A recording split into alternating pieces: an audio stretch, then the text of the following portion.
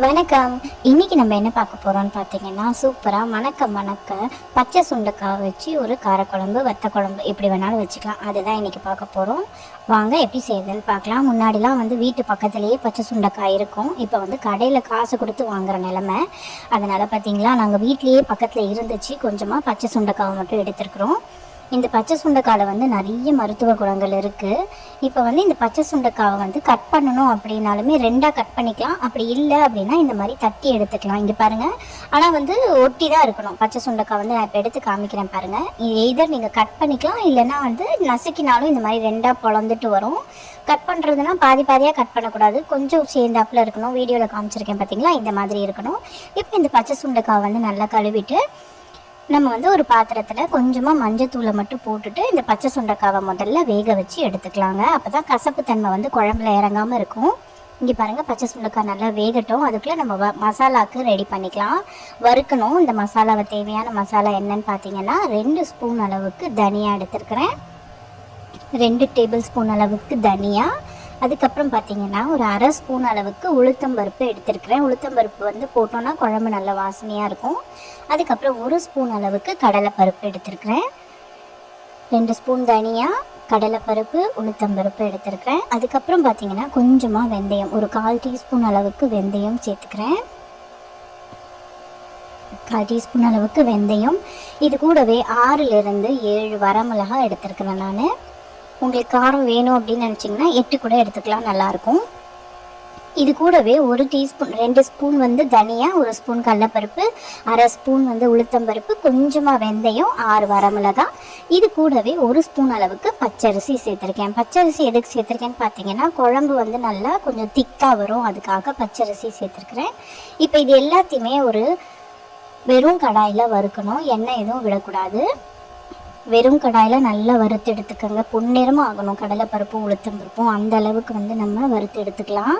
எண்ணெய் எதுவுமே விடாதீங்க. வறுக்கும் போதே வீடு ஃபுல்லாக மணமாக இருக்கும். இங்கே பாருங்கள். இப்போ இதை ஆற விட்டுருவோம். ஆற விட்டுட்டு ஒரு மிக்சி ஜாரில் மாற்றிட்டு இங்கே பாருங்கள், இந்த மாதிரி வறுக்கணும்.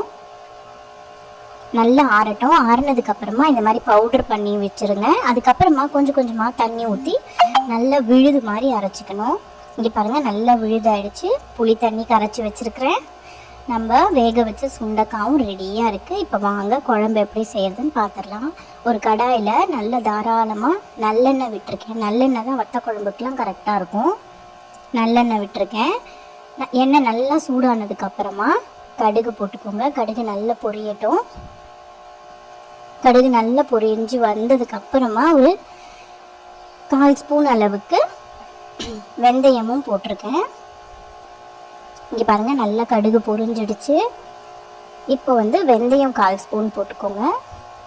இது கூடவே எண்ணெயிலேயே நம்ம பெருங்காயம் சேர்த்துக்கலாம். பெருங்காயம் சேர்க்கும்போது நல்ல வாசனையாகவும் இருக்கும். அதே சமயம் கேஸ்ட்ரிக் ப்ராப்ளம் எதுவும் வராமல் இருக்கும்.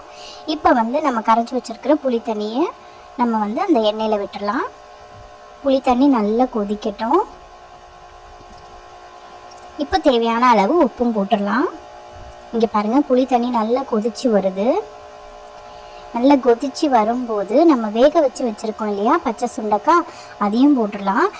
இந்த ஸ்டேஜ்லேயே நம்ம சுண்டைக்காவை போட்டால் தான் சுண்டைக்காய் நம்ம புளி தண்ணியோட மிக்ஸ் ஆகி நல்லாயிருக்கும்.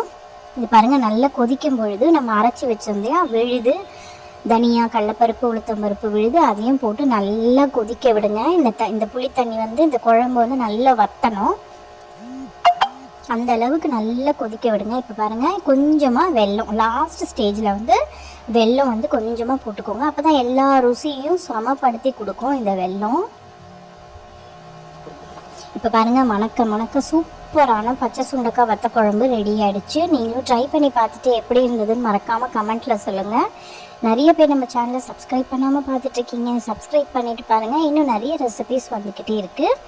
இந்த பச்சை சுண்டைக்காய் பற்றி சொல்லணுன்னா ரொம்பவே உடம்புக்கு நல்லதுங்க. இன்னொரு வீடியோவில் சந்திக்கிறேன். பாய்.